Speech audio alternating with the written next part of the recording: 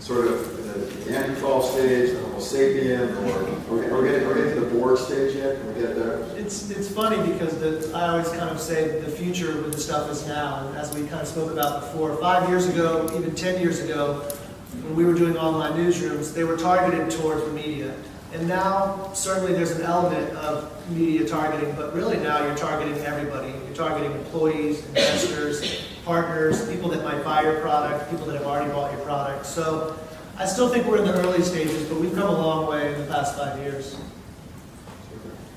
And Bev, did I hear you right? You know, we've had several panels here today with journalists sitting here telling us about how to influence them, how to work with them. Did I hear you right that you don't necessarily need them at all to communicate to our customers? No, we don't.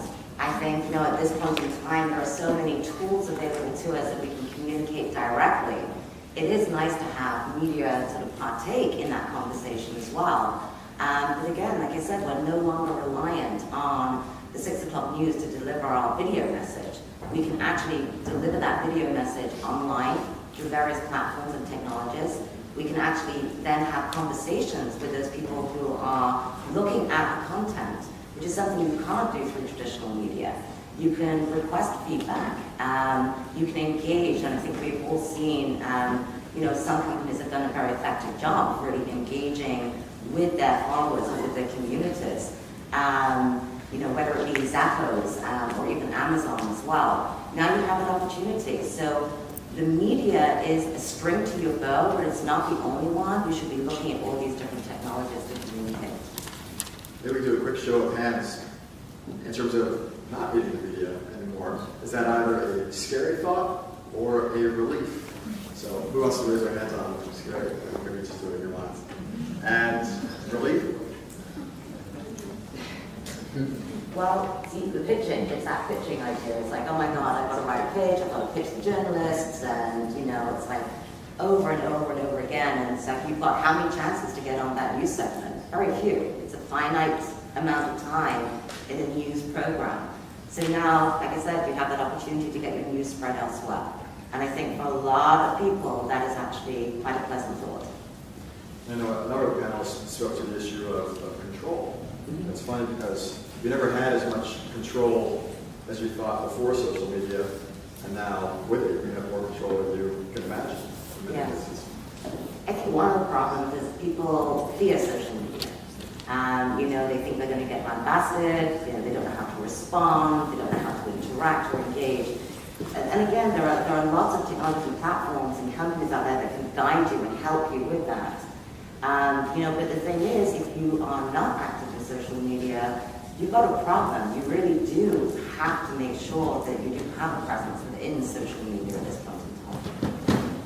And for Kevin, and I would really invite you all to look at Kevin's resources and also Google the Semantic Web, because it's an incredible eye-opener.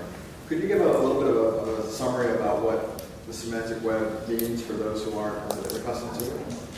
Certainly. I think the important takeaway around the semantic web is one in which you think of it as a way to extract new meaning from any kind of content that's published on the web or wherever. In the case of online, being able to extract those keywords that really shed light on the big picture of what's being developed in an article or story or press release, and then taking that information and being able to link it and build relationships to other information. So an example might be if you're sticking with the corporate newsroom opportunity, if you're an auto manufacturer and you've got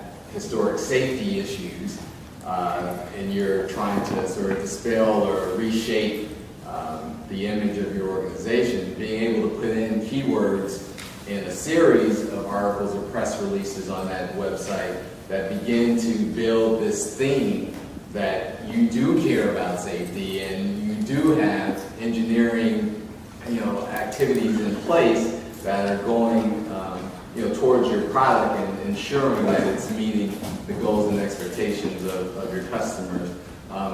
A semantic tool can begin to extract all those instances of that, maybe mention of safety or the specific things that have to do with how safe your vehicle is. And you can then use that to show that thematically, yes, we are working towards this goal of building safer products. And, I think, Steve, you talked about having all of the content in one place, being able to,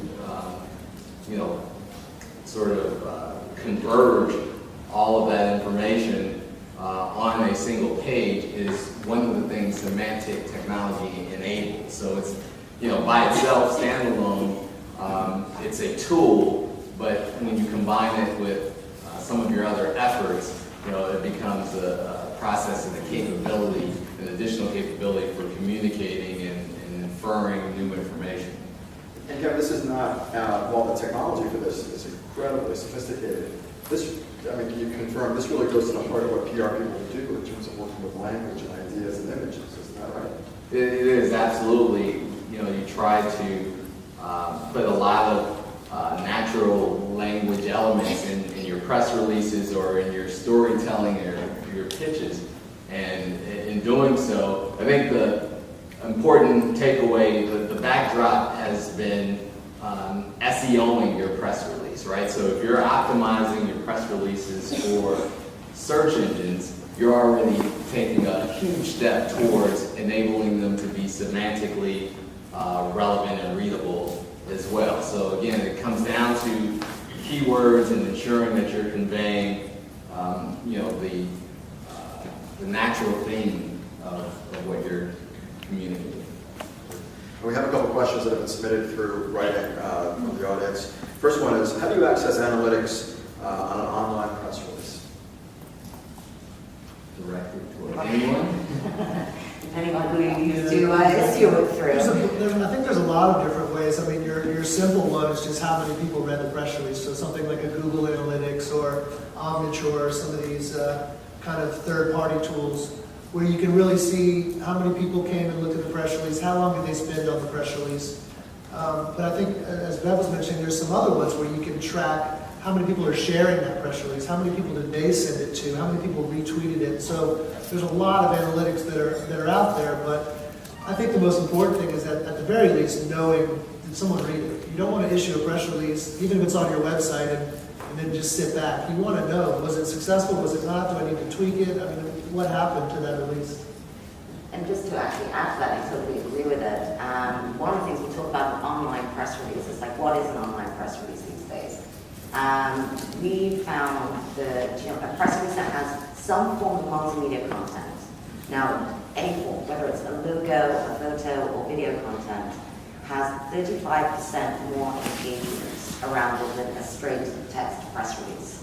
And I think that's a pretty powerful statement. People are looking to be engaged. And in terms of figuring out, who's seen it, there are lots of platforms that will tell you, if you have video content, so they can pinpoint how far into the video did they actually watch it, did they rewind it, did they share it, did they embed it. So you get a lot of rich detail, which can tell you how well you did with that particular release. And as Steve said, it allows you to tweak it as you go along, and as you sort of further engage with people.